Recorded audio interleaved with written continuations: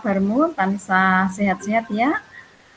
Alhamdulillah awake dhewe tansah diparingi kesehatan. Ana ing masa pandemi iki awake dhewe kudu akeh-akeh ndedonga ya supaya awake dhewe tansah didohake saking sedaya pacoba, sedaya lelara tansah dianugrahi kesehatan ya. Amin. Ana ing patemon iki ya Bulia arep jelasake materi pengantar. Saya sadurunge awakmu kabeh oleh modul, mengko materi sebagai pengantar modul pertama ya.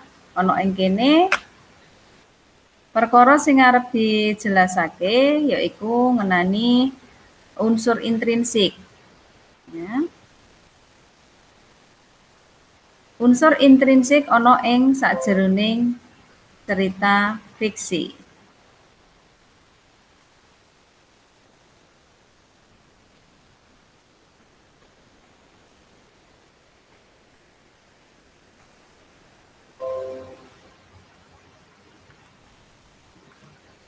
Nah, ya. Ana ing sajroning cerita fiksi ya, iku ana sing diarani unsur intrinsik ya dalam sebuah cerita fiksi. Ya. Apa wae unsur intrinsik dalam sebuah cerita fiksi itu? Ya. Nah, saurunge ngerteni unsur intrinsik ana ing sajroning cerita fiksi, iku awake dhewe kudu mangerteni dhisik sing diarani cerita fiksi. Ya. Jadi cerita fiksi apa sing diarani cerita fiksi? Ya.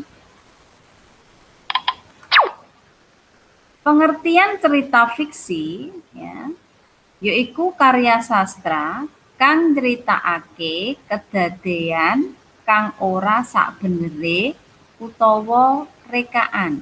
Ya.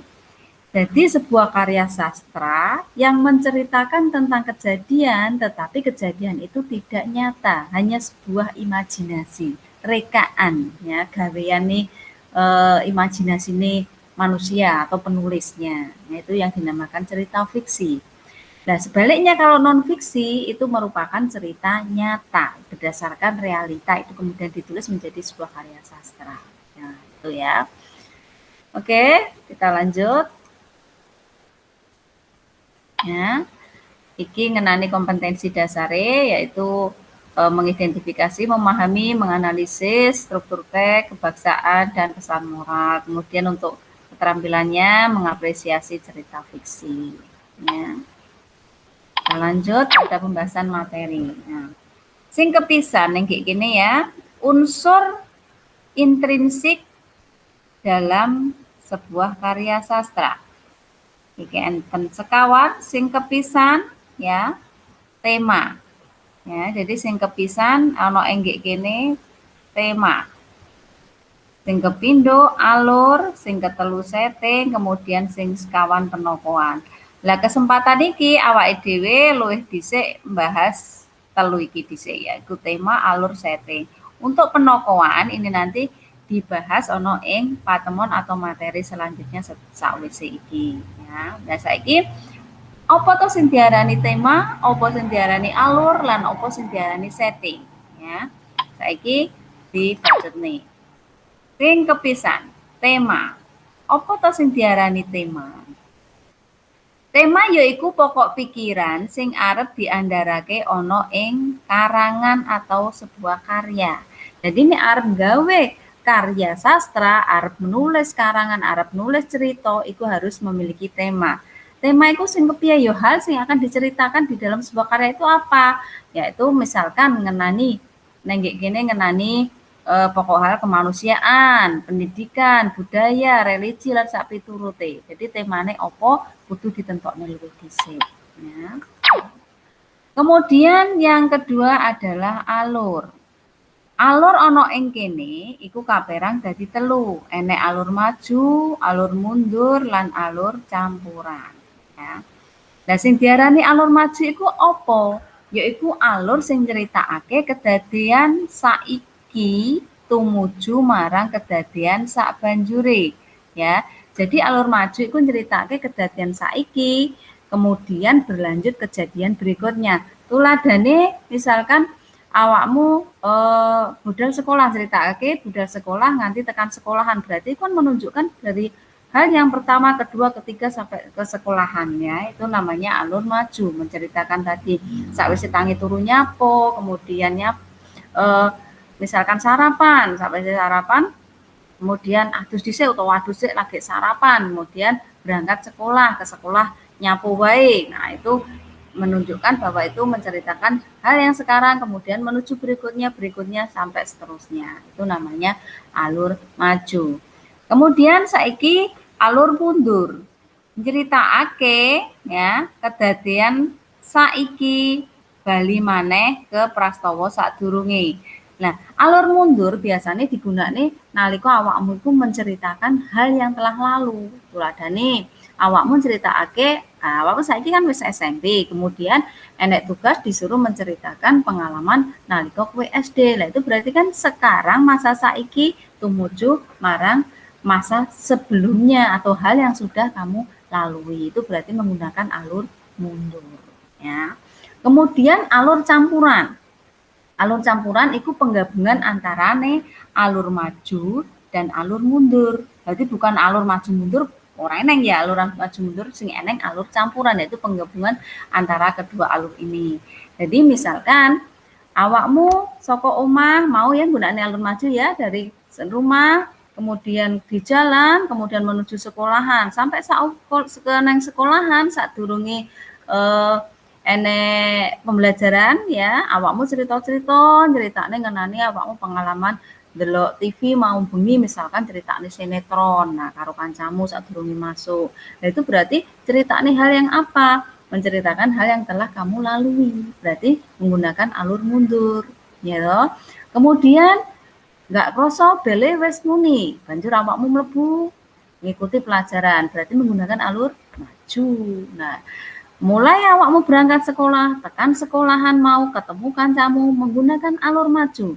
Sakwise ketemu kancamu sadurunge masuk, kamu menceritakan hal yang telah lalu tadi, mangbengi pengalamanmu, berarti alur mundur. Kemudian masuk pada pembelajaran itu menggunakan alur maju lagi. Jadi hal yang sekarang ke hal yang sebelumnya ke hal yang sekarang lagi, berarti antara kombinasi alur maju dan alur mundur itu dinamakan alur campuran. Ya, jelas ya sampai materi alur. Oke, kita lanjut neng setting. Apa to sing diarani setting iki? Setting iku apa to? Latar panggonan ya. Neng kene setting iku adalah latar atau tempat kejadian, tempat peristiwa. Ya. Ono ing kene kaperan dadi papat, enek latar panggonan, latar wektu, lan latar urip bebrayan, uga piranti. Piranti iku utawa alat. Ya, alat. Latar panggonan, berarti jelasake ngenani setting. Peristiwa itu terjadi di mana? Neng sekolahan, neng omah, neng kamar, neng ruang tamu, lan sak piturute itu menunjukkan tempat. Kemudian latar waktunya kapan? Saiki, sesuk, tahun wingi, tahun ngarep, ya seminggu yang lalu, lan sak piturute itu berarti latar waktu. Ya. Latar urip bebrayan berarti menunjukkan keadaan lingkungan. Contohnya rame banget, sepi banget, akeh wong lan sak piturute. Ning latar urip bebrayan tidak selalu dalam sebuah cerita ditulis secara nyata. Misalkan rame banget, sepi banget, enggak. Terkadang awake dhewe kudu menyimpulkan. Tuladane, misalkan wengi iki sepi nyenyet ya. Ora ana wong babar blas ya. Anane aku ing omah mung di kancane karo swara jangkrik lan kewan liyane. Nah, berarti ning kono kan menceritakan apa? Ya, kesepian toh, sepi, ora rame. Nah, gitu. Berarti ning kono suasana lingkungan yang sepi. Mungkin ning pasar akeh wong dodolan, akeh wong dol tinuku. Ya, enek sing bakul iki lan anyang-anyangan ajak piturute nganti suarane saut sinaut. Berarti menunjukkan keadaan pasar itu apa? Rame. Nah, itu berarti kita menyimpulkan sendiri. Kemudian piranti. Piranti itu adalah alat-alat yang kita gunakan dalam setiap hari, itu namanya piranti. Ya, mungkin lemari, ya sepatu, buku, ya sapu, motor, ya beca, helm, lan sak piturute namanya piranti. Ya.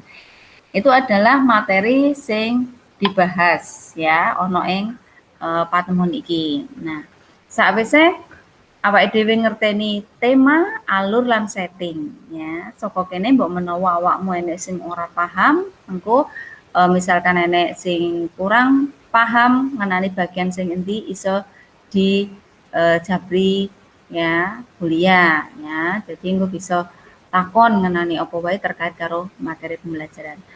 Lah sakwise iki awakmu enek tugas. Iki engko wacan iki engko tak kirimno menyang awakmu diwaca. Sakwise maca ngenani iki ya wacan iki banjur tuntutan iki tugase ngenani goleki tema, goleki alur lan latar utawa setting. Tugas iki engko difoto ya, kemudian dikirim lewat Google Form, kok tak kirim nih alamatnya nih awakmu kabeh. Oke, Cah.